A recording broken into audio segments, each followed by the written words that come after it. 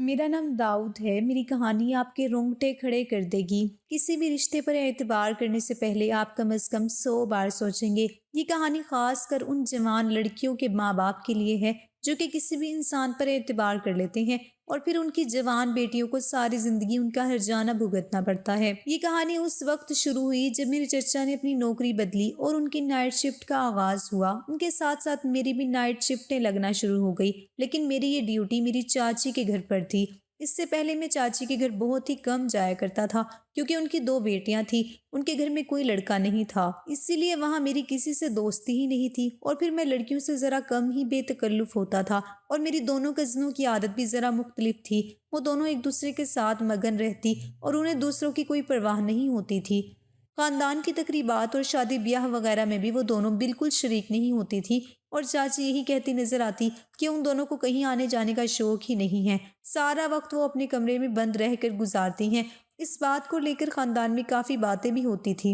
जवान लड़कियां होकर वो क्यों अपने कमरे में बंद रहती थी और दुनियादारी नहीं करती थी, लेकिन चाची मुस्कुराकर बात डाल दिया करती थी और चाची की मुस्कुराहट देखकर मुझे ऐसा लगता जैसे कोई ख़ास बात हो। और फिर चचा की नाइट शिफ्टों के बाद मुझ पर ये राज भी खुल गया कि मेरी दोनों कज़नें अपने कमरे में बंद क्यों रहती हैं। 17 साल की उम्र में एक ऐसा राज खुला था जिसे जानकर मेरे रोंगटे खड़े हो गए थे।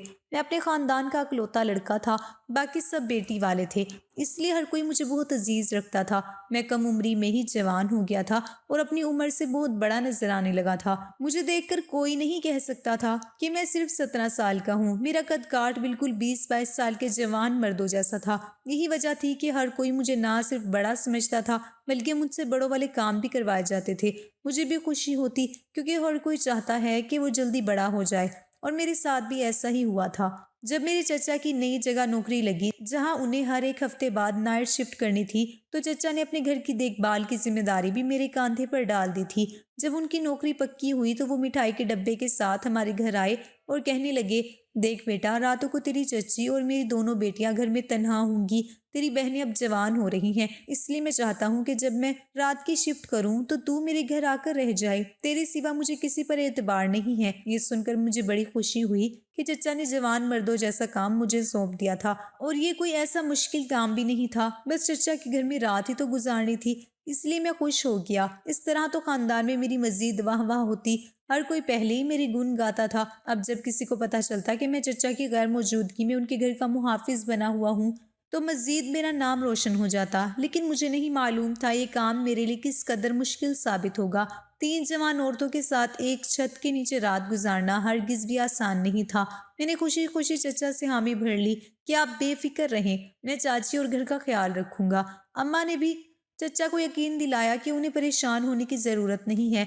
हमारा दाऊद अब जवान हो गया है, लेकिन यही जवानी मेरे लिए मुसीबत बनने वाली थी। 17 साल की उम्र में ही चचा के घर की हिफाजत की जिम्मेदारी मेरे कांधों पर आ गई। शुरू में तो मुझे ये काम बड़ा ही अच्छा लगा कि हर हफ्ते बाद एक हफ्ते के लिए मैं रात को चचा के घर जाता।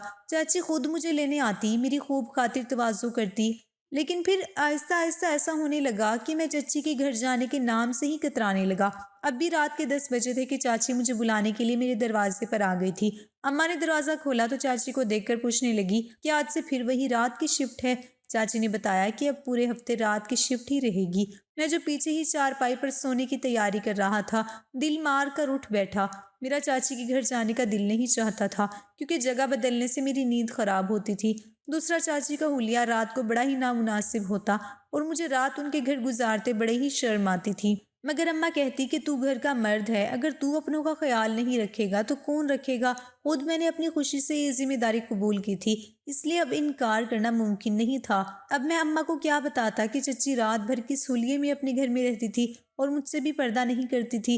ऊपर से बड़ी अजीब बात थी कि चाची बहुत ही जवान नजर आती थी। लगता ही नहीं था कि वो 2 बेटियों की माँ है, जबकि चचा चाची से उम्र में बहुत ज्यादा नजर आते थे। चाची की नज़र में मैं उनके बेटों जैसा था। वो मुझसे बहुत ज्यादा बेतकल्लुफ भी हो जाया करती थी, लेकिन सच तो ये था कि मैं उनका बेटा नहीं था बल्कि उनके लिए एक नामहरम था। और फिर भी चाची बगैर दुपट्टे के बड़े अजीब और गरीब लिबास में मेरे सामने बैठ जाती और मुझसे बातें करने लगती और मैं शर्म से डूब मरता। मैं नजरें झुकाए उनकी बातें सुनता रहता। اور اکثر وہ مجھ سے چچا کے رویے کی ہی شکایت کرتی کہ چچا انہیں بالکل وقت نہیں دیتے، یہ ان کے ذاتی معاملات تھے جن میں کچھ بھی نہیں کہہ سکتی تھی، اور نہ ہی میری عمر ایسی تھی۔ اب بھی چاچی مجھے بلانے آئی تو مجھے کوفت کا احساس ہونے لگا، مگر اماں کی چاچی سے بڑی بنتی تھی، اس لیے اماں نے مجھے اشارہ کیا کہ جا کر چاچی کے گھر سو جا۔ میں ایک کاندھے پر تکیہ ڈالتے چاچی کے ساتھ نکل پڑا، اور چاچی ہمیشہ کی طرح ہنس کر کہنے لگی، ہمارے تکیوں کی کمی ہے کیا جو تو اپنا تکیہ ساتھ لے کر آتا ہے؟ تیرے چچا تو چلے جاتے ہیں، ان کی جگہ اور تکیہ بھی خالی رہتا ہے، مجھے دوسرے تکیے پر نیند نہیں آتی۔ میں نے بڑے ہی روکھے انداز میں چاچی کو جواب دیا تھا۔ چچی کا گھر پچھلی گلی میں تھا، اسی لیے میں اپنا تکیہ لے کر جاتا تھا تاکہ سکون سے سو سکوں، لیکن چاچی کے گھر میں تو پھر بھی مجھے نیند نہیں آتی تھی، کیونکہ وہاں جو کچھ ہوتا تھا وہ بہت ہی عجیب و غریب تھا۔ چاچی کی دو بیٹیاں جو میری ہی عمر تھی اور جوان ہو رہی تھی، وہ دونوں ایک ہی کمرے میں سوتی تھی، اور ان کے کمرے سے آنے والی آوازیں مجھے سونے نہیں دیتی تھی۔ ان آوازوں کے پیچھے کیا راز تھا مجھے معلوم نہیں تھا، لیکن جس قسم کی وہ آوازیں تھیں میں انہیں سن کر حیران ہوتا تھا۔ چاچی ہمیشہ کچھ دیر مجھ سے بات کرنے کے بعد اپنے کمرے میں جا کر مست ہو جاتی، اور ان کی بیٹیاں اپنے کمرے میں بند ہو جاتی کہ میں حال میں سارا وقت بے چینی سے یہاں وہاں ٹہلتا اور ان کی بیٹیوں کے کمرے سے آنے والی آوازیں سنتا۔ وہ آوازیں کچھ اس طرح کی ہوتی کہ میرے اندر کرنٹ سا دوڑ جاتا، اور میں سوچ میں پڑ جاتا کہ چچی کی دونوں جوان بیٹیاں کمرے میں بند ہو کر رات بھر کیا کرتی ہیں۔ سچ کہوں تو چاچی کے گھر کا ماحول مجھے بالکل بھی پسند نہیں تھا۔ میرے گھر میں اماں اور چھوٹی بہن تھی، لیکن اماں نے کم عمری سے ہی بہن کو شرم و حیا کا سبق سکھایا تھا۔ میری چھوٹی بہن میرے سامنے بھی بغیر دوپٹے کے نہیں آتی تھی، جبکہ چاچی کی بیٹیوں کو دوپٹے کا بھی ہوش نہ ہوتا۔ اگر آدھی رات کو وہ پانی پینے باہر آتی تو بنا دوپٹے کے عجیب و غریب لباس میں چلی آتی۔ ان کے کپڑے دیکھ کر مجھے الجھن سی ہوتی، اور اس پر بھی وہ جھجکنے کی بجائے مجھ سے حال چال پوچھنے بیٹھ جاتی۔ میں خود ہی کترا کر آنکھیں بند کر لیتا جیسے سو رہا ہوں، تاکہ وہ میرے پاس نہ رکے۔ میں جوان ہو رہا تھا، میرے دل میں بھی بہت سارے جذبات تھے، اور چچی کی بیٹیوں کو دیکھ کر میرا دل ڈوبنے لگتا تھا۔ رات کے اندھیرے میں اپنے آپ پر قابو رکھنا اور بھی مشکل لگتا تھا۔ اب بھی میں چاچی کے گھر پہنچا تو چاچی نے چادر اتار کر ایک طرف ڈالی اور میں نے شرم سے نظریں جھکا لی۔ وہ خود ہی جا کر میرے لیے گرم گرم دودھ کا گلاس لے آئی، کہنے لگی، چل یہ پی لے، سردی بہت ہے، اس کے بعد سکون سے سو جانا۔ ویسے تو مجھے چور چکاری کا ڈر نہیں ہے، لیکن تیرے چچا ہمیں اکیلا رہنے کو منع کرتے ہیں، پھر تیرے آنے سے میرا بھی تو ڈر ختم ہو جاتا ہے۔ میں نے چچی کے ہاتھ سے گلاس لیا اور جلدی سے دودھ ختم کر کے چچی کو گلاس پکڑا دیا۔ وہ مسکراتی ہوئی اپنے کمرے میں چلی گئی اور میں نے سکون کا سانس لیا۔ حال میں صوفہ پڑا تھا، میں اسی پر تکیہ ڈال کر سو جایا کرتا تھا۔ چچی نے مجھے کمبل بھی دے دیا تھا، لیکن مجھے لیٹے کچھ ہی دیر ہوئی تھی کہ چچی کی بیٹیوں کے کمرے سے وہی آوازیں آنے شروع ہو گئی تھی۔ سردی کی وجہ سے میں نے پنکھا بند کر رکھا تھا، اسی لیے یہ آوازیں مجھے صاف سنائی دے رہی تھی، اور میں گھبرا کر اٹھ بیٹھا تھا۔ پچھلے ہفتے جب میں یہاں آیا تھا تب بھی یہی سلسلہ تھا، اور اب پھر یہی معاملہ شروع ہو گیا تھا۔ میں نے سر پکڑ لیا اور سوچنے لگا کہ شاید آج کی رات بھی میری جاگتے ہوئے ہی گزرے گی، لیکن میں یہ سمجھنے سے قاصر تھا کہ یہ کیا معاملہ ہے، دو جوان لڑکیاں کمرے میں ایسا کیا کر رہی ہیں، اور پھر میں نے تنگ آ کر ٹہلنا شروع کر دیا۔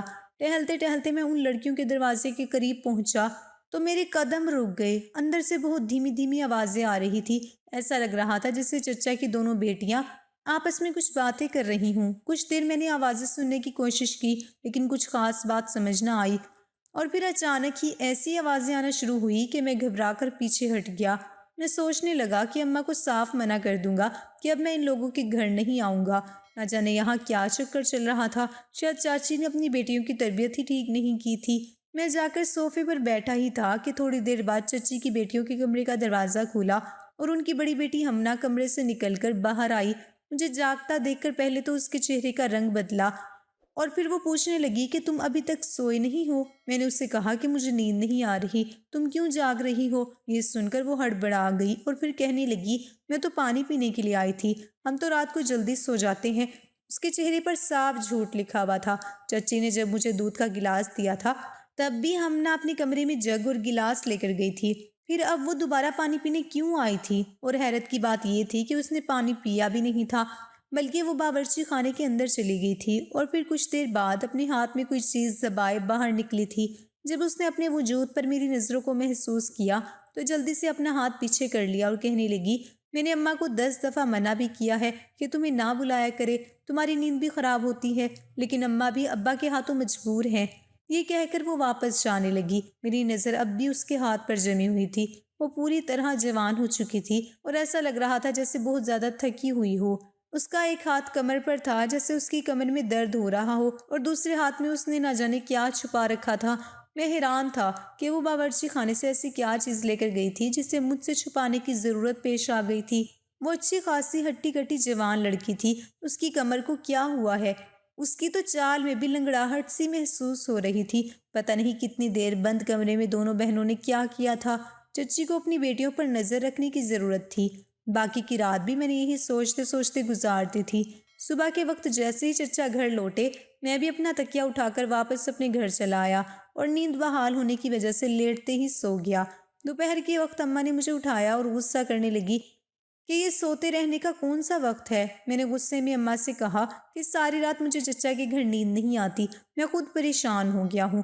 میری بات سن کر اماں کہنے لگی، چچا کا گھر کون سا غیروں کا ہے، تیرا اپنا ہی گھر ہے، سکون سے سو جایا کر، تیری چچی تو ویسے ہی تیرا اتنا خیال رکھتی ہے۔ میں نے اماں سے کہا، وہ تو ٹھیک ہے لیکن میرا اب وہاں جانے کو دل نہیں کرتا، آپ ہی چلی جایا کرو۔ میری بات سن کر اماں نے مجھے غصے سے دیکھا اور کہنے لگی، میں خود عورت ہوں، وہاں جا کر کون سا ان کی حفاظت کر لوں گی۔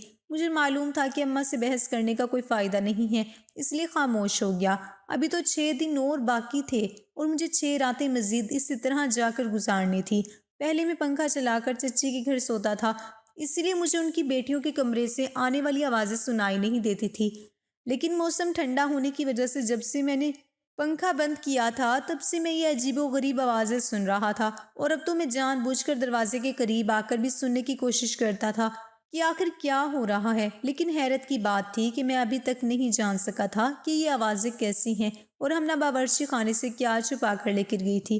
اور پھر جب میں اگلی رات چچی کے گھر پہنچا تو میں نے عجیب سا منظر دیکھا۔ رات کے کوئی 2 بج رہے تھے، میں خاموشی سے صوفے پر لیٹا تھا، میں نے منہ تک کمبل اوڑھ رکھا تھا۔ چچی کی بڑی بیٹی خاموشی سے کمرے سے نکلی اور اس نے جھانک کر مجھے دیکھنے کی کوشش کی کہ میں سو رہا ہوں یا نہیں۔ میں جان بوجھ کر سوتا ہوا بن گیا اور وہ تیزی سے سیڑھیاں چڑھ گئی۔ رات کے اندھیرے میں اس کا چھت پر کیا کام تھا؟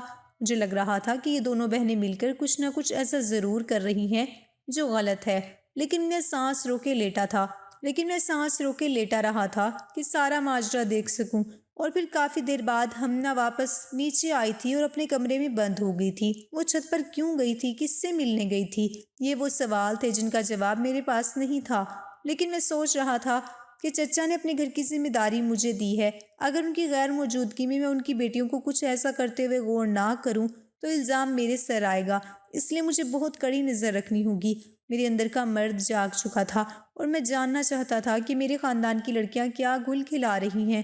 وہ ساری رات ایسے ہی گزر گئی اور پھر جب اگلی رات میں چچا کے گھر گیا اور ہمنا دوبارہ سے سیڑھیاں چڑھ کر چپکے سے چھت پر گئی تو میں بھی دبے پاؤں اس کے پیچھے چھت پر پہنچ گیا، اور جو منظر میں نے وہاں دیکھا وہ دیکھ کر میں کانپ اٹھا۔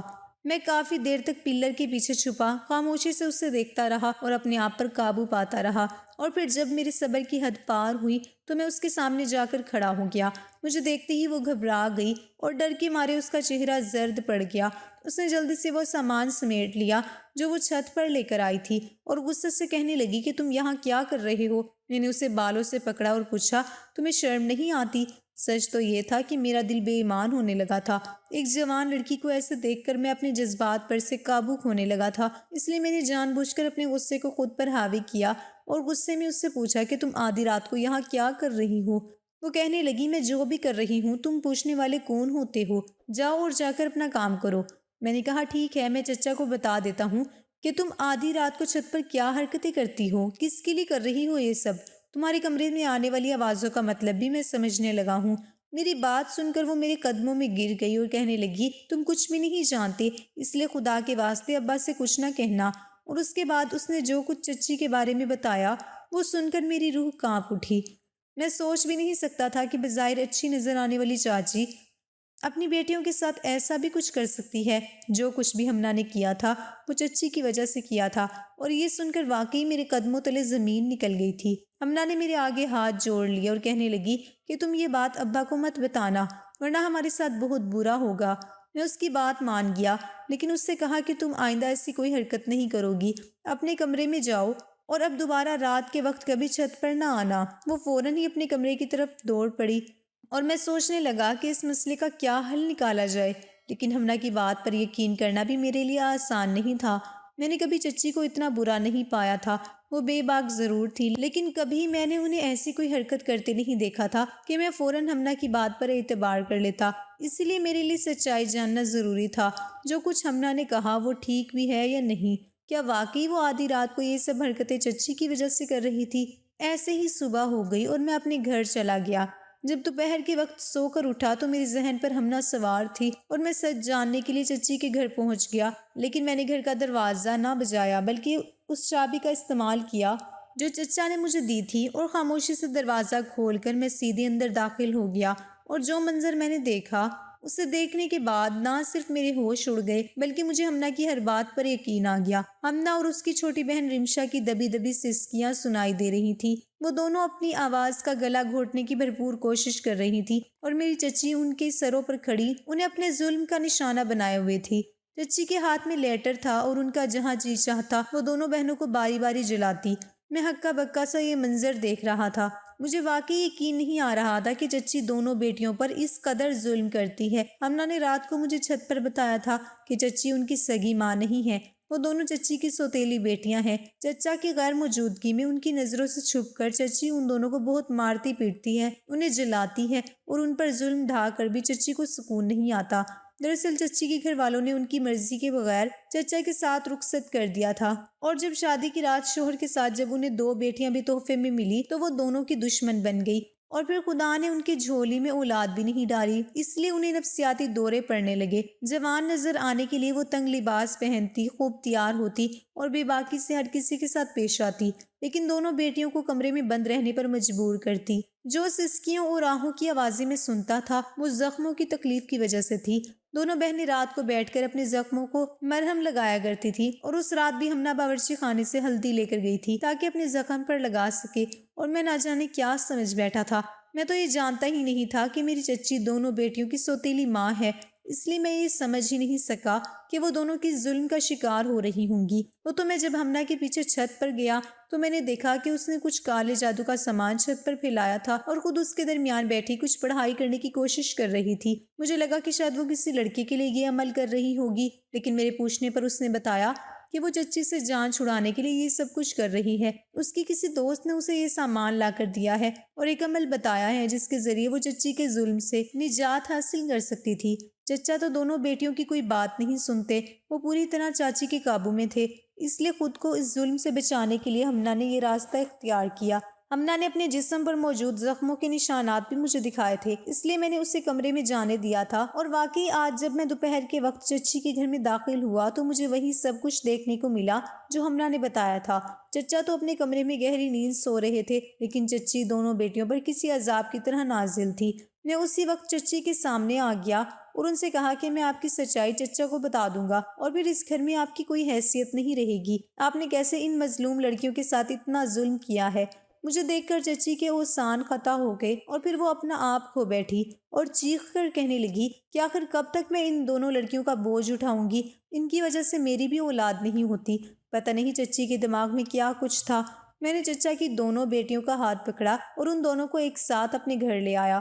شام کو چچا جب ان دونوں کو ڈھونڈتے ہوئے ہمارے گھر آئے تو میں نے ساری حقیقت چچا کے آگے بیان کر دی۔ وہ دونوں بھی خوب روئیں، اور چچا کو بھی آخر یقین آ گیا کہ ان کی بیوی ایک اچھی ماں نہیں ہے۔ چچا نے دونوں بیٹیوں کو یقین دلایا کہ اب ان کے ساتھ کچھ برا نہیں ہوگا، اور پھر وہ انہیں اپنے ساتھ واپس لے گئے اور چچی کو دھمکی دی کہ اگر اب انہوں نے کوئی غلطی کی تو چچا انہیں طلاق دے دیں گے۔ چچی کے لیے یہ دھمکی ہی کافی تھی، وہ پوری طرح سدھر گئی، اور یوں ان دونوں بہنوں کی زندگی ٹھیک ہو گئی۔ لیکن کبھی کبھی میں سوچتا ہوں کہ اگر میں رات کو ہمنا کے پیچھے نہ جاتا اور مجھے سچائی نہ پتہ چلتی تو نہ جانے کب تک ہمنا اور اس کی چھوٹی بہن اپنی سوتیلی ماں کے ہاتھوں ظلم سہتی۔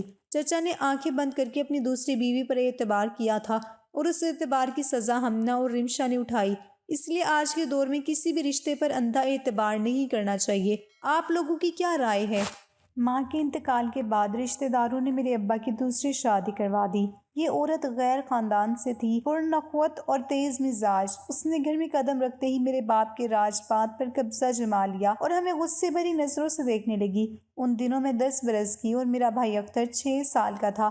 ہمارے گھر آنے والی یہ مہرانی بھائی کو کیا ماں کا پیار دیتی، مجھے ہی اسے سنبھالنا تھا۔ جب تک میں باپ کے گھر تھی، معصوم اختر کو نئی ماں کی چیرہ دستیوں سے بچا لیتی تھی۔ کہتے ہیں کہ لڑکیاں امر بیل کی طرح بڑھتی ہیں۔ 6 برس پلک جھپکتے گزر گئے اور میں 16 سال کی ہو گئی۔ تب ابا نے مجھے اپنے کزن کے بیٹے معظم سے بیاہ دیا۔ میں سسرال آ گئی اور خدا کا شکر ادا کیا کہ سوتیلی ماں سے جان چھوٹی۔ اب اختر کی فکر کھائے جاتی تھی۔ سوتیلی ماں دن رات ابا کے کان بھر رہی تھی کہ خام خواہ بیٹے کی تعلیم پر خرچ کرتے رہتے ہو، اسے کھیتی باڑی پر لگاؤ تو کچھ فائدہ بھی ہو۔ شروع میں تو ابا نے بیوی کی باتوں پر کان نہ دھرے، لیکن بل آ کر ان کے بھی کان پک گئے۔ جب اختر 8ویں کا امتحان دے رہا تھا تو انہوں نے اپنی زوجہ محترمہ کے سامنے ہتھیار ڈال دیے۔ ایک روز اختر بخار کی وجہ سے اسکول نہیں گیا۔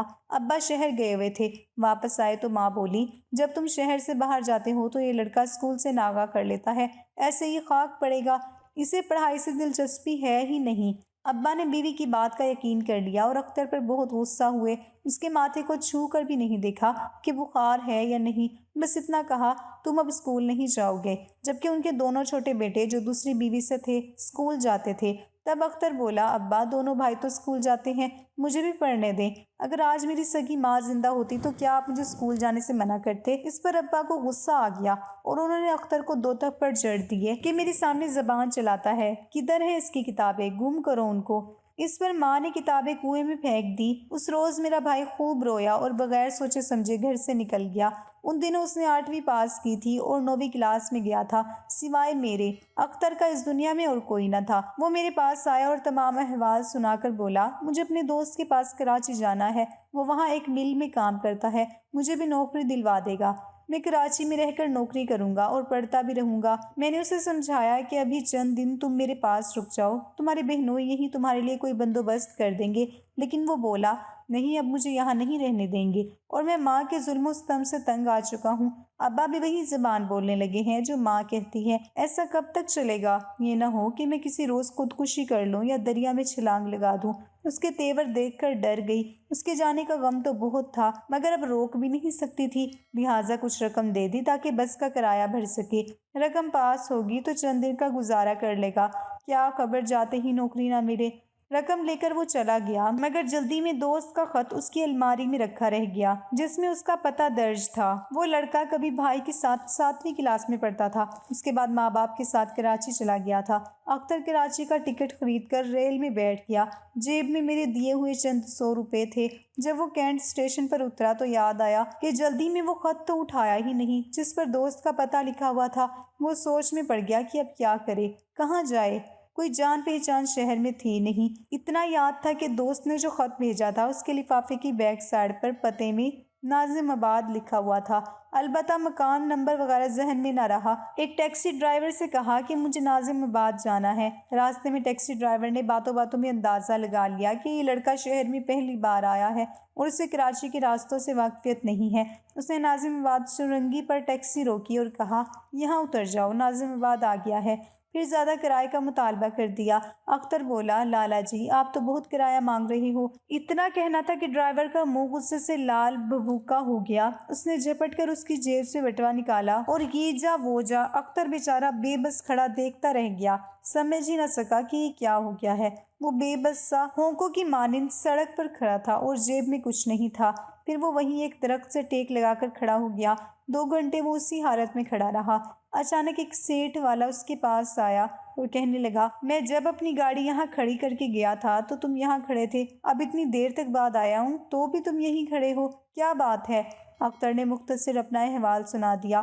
وہ شخص اسے گاڑی میں بٹھا کر اپنے گھر لے آیا، کپڑے دیے، کھانا دیا اور اس کے بعد انٹرویو شروع کر دیا۔ سیٹھ سوال کرتا جاتا، اختر جواب دیتا جاتا تھا۔ آخر کار سیٹھ نے اسے سمجھایا، بیٹا تم ابھی کم عمر ہو، شہر کا تمہیں کوئی تجربہ نہیں ہے اور یہاں کوئی جان پہچان بھی نہیں ہے، بہتر ہے تم میرے پاس رہ جاؤ۔ اس شخص کا نام سیٹھ منان تھا۔ اس کے 4 بیٹے اور 2 بیٹیاں تھیں۔ اختر ان کے پاس رہنے لگا۔ سیٹھ صاحب کا کاروبار اچھا چل رہا تھا۔ روپے پیسے کی کمی نہ تھی۔ میاں بیوی اور بچے صوم و صلات کے پابند تھے۔ انہوں نے میرے بھائی کو چند دن پرکھا اور پھر اپنا لیا۔ وہ ان لوگوں میں خوش رہنے لگا۔ سیٹھ صاحب کا بڑا بیٹا لندن میں تعلیم حاصل کر رہا تھا۔ باقی بچے بھی پڑھ رہے تھے۔ روز صبح سبھی اسکول چلے جاتے تھے۔ تب بھائی کو اپنا وہ وقت یاد آ جاتا جب وہ بھی اسکول جایا کرتا تھا۔ گھر میں اس کا کام بس اتنا تھا کہ ڈرائیور کے ساتھ سبزی منڈی جاتا اور دکان سے جو چیزیں خریدنی ہوتی تھی لے آتا، اور بھی کچھ ہلکا پھلکا سا کام کرتا تھا، مگر وہ یہ نہیں سمجھتا تھا کہ یہ اس کی نوکری ہے۔ گھر والے بھی یہی کہتے تھے کہ تم گھر کے فرد ہو، نوکر نہیں، اس لیے وہ ان سے تنخواہ بھی نہیں مانگتا تھا اور نہ ہی انہوں نے دی۔ وہ 3 سال ان کے ساتھ رہا، ڈرائیونگ بھی سیکھ لی۔ جو ماسٹر بچوں کو ٹیوشن پڑھانے آتا تھا، اختر بھی اس سے پڑھتا تھا۔ اس کی میٹرک کی تیاری ہو گئی تو پرائیویٹ امتحان دے کر میٹرک پاس کر لیا۔ وہ مجھے خط لکھتا تھا کیونکہ جاتے وقت میں نے اس سے وعدہ لیا تھا کہ جہاں بھی رہو مجھے خط لکھتے رہنا تاکہ تمہاری خیریت ملتی رہے، ورنہ مجھے سکون نہ ملے گا۔ ایک روز جب میں بیمار تھی اس سے لکھ دیا کہ میں بیمار ہوں، آ کر مل جاؤ، میں تمہارے لیے بہت اداس ہوں۔ اس نے سیٹھ کو میرا خط دکھایا تو سیٹھ نے اسے نہ صرف چھٹی دے دی بلکہ 3 سال کی تنخواہ جو اچھی خاصی رقم بنتی تھی دے کر اسے کپڑوں کے ایک سوٹ کیس کے ساتھ رخصت کیا۔ گاؤں پہنچتے ہی وہ میرے پاس آیا۔ اب وہ ماشاءاللہ جوان تھا، 1 ماہ کی چھٹی لے کر آیا تھا اور 2 ماہ رہ گیا۔ سیٹھ کے خط آنے لگے کہ بیٹا واپس آ جاؤ، کیوں نہیں آتے، وجہ لکھو۔ ہمارے گاؤں میں ایک شخص بے روزگار لوگوں کو بیرون ملک بھیجتا تھا۔ بھائی نے اس سے بات کی، اس نے مقررہ رقم لے کر اختر کو سعودی عرب بھیج دیا۔ سعودی عرب جانے کے بارے میں سیٹھ اور اس کے گھر والے بے خبر تھے۔ اکثر ان کے خط بھائی کے نام آتے تو میرے شوہر خطوط کو اختر کو بھجوا دیتے تھے۔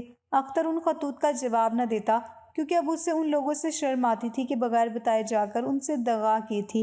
کچھ عرصے بعد آخر کار ان کو خط لکھ ہی دیا کہ کمانے کی خاطر وہ دیار غیر میں ہے، لیکن اطلاع نہیں دے سکا، اس کے لیے معافی کا خواستگار ہے۔ اس خط کا جواب سیٹھ کے بیٹے کی طرف سے آیا تو اختر کے دل پر قیامت گزر گئی، کیونکہ سیٹھ کا ایک حادثے میں انتقال ہو گیا تھا اور کاروبار پر اس کے پارٹنرز نے قبضہ کر لیا تھا۔ ان کے گھر والے سب اچانک بہت سی مالی پریشانیوں میں گھر گئے تھے۔ اختر نے خط پڑھا تو تڑپ کر رہ گیا۔ اس کو اجنبی شہر میں سہارا دینے والے آج مشکلات کا شکار تھے اور وہ ان سے کوسوں دور تھا، 2 بول تسلی کے بھی نہ دے سکتا تھا۔